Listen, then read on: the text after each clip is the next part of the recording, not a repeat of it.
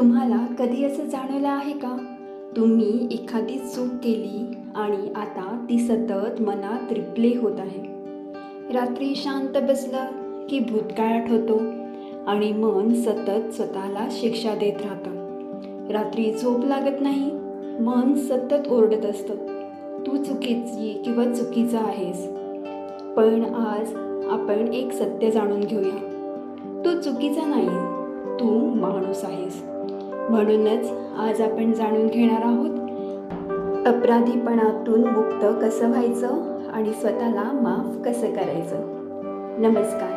आत्मशोध शोध अस्तित्वाचा या आपल्या सकारात्मक ऊर्जेने भरलेल्या सकारात्मक चॅनलवर आपले मनपूर्वक स्वागत. ही आहे आपली हीलिंग जर्नी, जिथे आपण आपले मन हलकं करतो आणि स्वतःशी कनेक्ट होतो. मागच्या व्हिडिओमध्ये आपण भीतीबद्दल बोललो. भीती आपल्याला आतून कशी नकारात्मक ऊर्जेने पोखरून टाकते हेच जाणून घेतलं. आज आपण त्या भीतीमागे लपलेली एक भावना, अपराधीपणा, त्याबद्दल जाणून घेणार आहोत. चला तर मग सुरुवात करूया आपल्या सकारात्मक प्रवासाला. सतत गिल्ट का वाटतं? अपराधीपणा ही एक अशी भावना आहे जी आपल्याला दिसत नाही, पण आतून हळूहळू आपल्याला तोडत राहते. आपल्याला सतत गिल्ट का जाणवतं? कारण आपण भूतकाळात अडकून बसलेलो असतो. मी असं केलं नसतं तर, मी बेटर करू शकलो असतो, माझ्यामुळे हे झालं. मन सतत रिप्ले करत राहतं, जणू काही पनिशमेंट चालू आहे. स्वतःला एक प्रश्न विचारा, माझ्याकडे त्यावेळी जे ज्ञान होतं त्यानुसार मी बेस्ट केलं, व स्वतःला इतका त्रास का? खरं कारण माहिती आहे? आपण इतरांना सहज माफ करतो, पण स्वतःला माफ करणं खूप कठीण असतं असं आपल्याला वाटत असतं.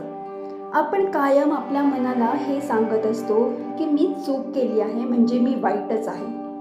पण सत्य काय आहे?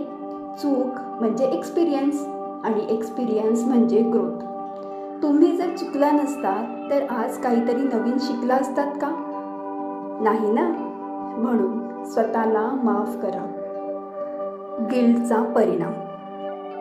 आपण जेव्हा सतत गिल्टमध्ये राहतो ना, तेव्हा आत्मविश्वास कमी होतो. सतत मनात निगेटिव्ह थॉट्स येत राहतात.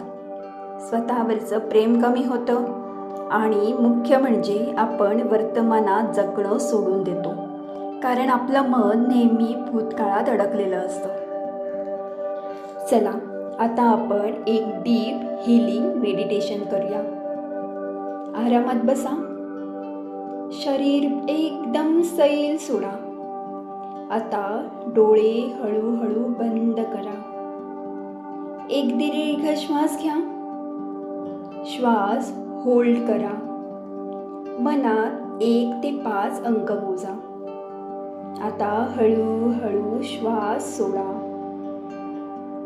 आता त्या घटनेला आठवा ज्यात तुम्हाला अजूनही गिल्ट जाणवतो. ती सिच्युएशन, ती मोमेंट. फक्त या वेळेला स्वतःला जज करू नका. फक्त बघा, निरीक्षक बना. आता हळूहळू स्वतःला त्या मोमेंटमध्ये घेऊन जा आणि हळू आवाजात स्वतःला सांगा, हो, माझ्याकडून चूक झाली. आता पुढचं वाक्य खूप महत्त्वाचं आहे, पण मी स्वतःला माफ करते. हे वाक्य मनात रिपीट करा. आता इमॅजिन करा, तुमच्या हृदयातून एक वार्म गोल्डन लाईट बाहेर पडत आहे. ती लाईट त्या घटनेला हील करत आहे, तुमच्या मनाला शांत करत आहे. तुमचे मन हलकं होत आहे. तुमच्या मनातून गिल्ट निघून जात आहे. आता तुम्ही अपराधीपणातून मुक्त होत आहात. आता एक दीर्घ श्वास घ्या आणि हळूहळू डोळे उघडा आणि चेहऱ्यावर एक स्मित हास्य येऊ द्या. आता रोजच्या आयुष्यात अशा घडणाऱ्या घटनांसाठी स्वतःला माफ कसं करायचं, तर सेल्फ फॉरगिव्हनेससाठी 3 पॉवरफुल स्टेप्स. 1. मान्य करा. हो, माझ्याकडून चूक झाली हे मान्य करायला शिका. दुसरी गोष्ट, शिकत राहा. या चुकांमधून मी काय शिकलो ते अनुभवा.